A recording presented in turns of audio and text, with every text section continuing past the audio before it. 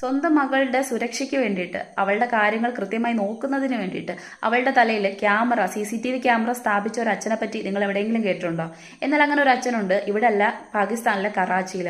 അച്ഛനോട് തിരക്കിയ സമയത്ത് പറഞ്ഞത് രാജ്യത്ത് ഒരുപാട് കാര്യങ്ങൾ നടക്കുന്നുണ്ട്. ഈ പറയുന്ന പെൺകുട്ടികൾക്കെതിരെയൊക്കെയുള്ള അതിക്രമങ്ങൾ ഒരുപാട് നടന്നു വരുവാണ്.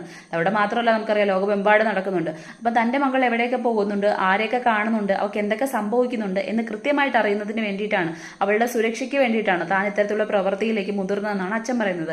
മകളോട് പലരും ചോദിച്ച സമയത്ത് ഇതിൽ നിനക്ക് എന്തെങ്കിലും നീരസമുണ്ടോ എന്ന് ചോദിച്ച സമയത്ത് ഇല്ല, എന്റെ സുരക്ഷയാണ് എന്റെ അച്ഛന്റെ പ്രധാനം, അതുകൊണ്ട് എനിക്കൊരു പ്രശ്നമില്ലെന്നാണ് മകൾ പറയുന്നത്. പക്ഷേ ഇത് എക്സിൽ ഭയങ്കര ട്രെൻഡിങ് ആയിട്ട് പോയിക്കൊണ്ടിരിക്കുന്ന ഒരു വീഡിയോ ആണ്. അപ്പോൾ ഒരാൾക്കാർ വന്ന് കമന്റ് ചെയ്യുന്നത് ഇത് ആ കുട്ടിയുടെ മൗലിക സ്വാതന്ത്ര്യത്തിലേക്കുള്ള കൈകടത്തലല്ലേ എന്നൊക്കെ ചോദിക്കുന്നുണ്ട്.